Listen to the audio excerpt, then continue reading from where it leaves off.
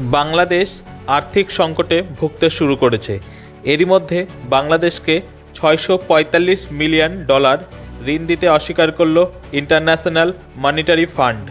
ফলে বাংলাদেশে বিদেশি মুদ্রা ভাণ্ডারের সংকট আরও জোরদার হলো। এটা কেবল আর্থিক সংকট নয়, এটি একটি রাজনৈতিক চাপানুতর।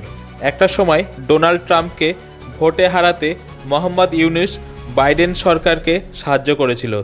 তার ফলস্বরূপ ডোনাল্ড ট্রাম্প বাংলাদেশের হাতে নয়, ভাতে মারবে বাংলাদেশকে।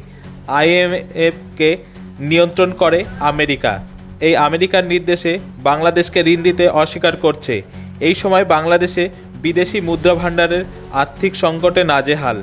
বাংলাদেশ হচ্ছে আমদানি নির্ভর দেশ। দেশের মানুষের 80% নিত্য প্রয়োজনীয় জিনিসপত্র সহ শিল্প, কলকারখানার কাঁচামাল থেকে শুরু করে যন্ত্রপাতি সবই কিছুই আমদানি নির্ভর। যদি বিদেশি মুদ্রা ভাণ্ডার ফাঁকা হয়ে যায় তাহলে বাংলাদেশ কোনো কিছু আমদানি করতে পারবে না। ফলে দেশ অচল হয়ে যাবে।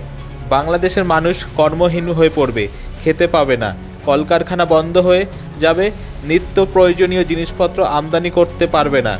যদি মোহাম্মদ ইউনূস সরকার ভাঙবে তবু মচকাবে না। তারা জানায় আমাদের কোনো IMFের ঋণ লাগবে না।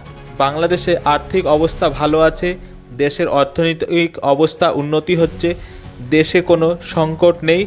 যদিও বাংলাদেশ প্রধান শিল্প হলো বস্ত্র শিল্প। এরই মধ্যে বাংলাদেশের বেশ কয়েকটি বড় বস্ত্রশিল্প কোম্পানি বন্ধ হয়ে গিয়েছে। কয়েক হাজার শ্রমিক কর্মহীন হয়ে পড়েছে। আপনাদের কি মতামত কমেন্ট করে জানান। এ বিষয়ে আরও জানতে কলকাতা সমাচার চ্যানেলটি লাইক করুন, সাবস্ক্রাইব করুন ও বেল আইকনটি প্রেস করুন। ধন্যবাদ।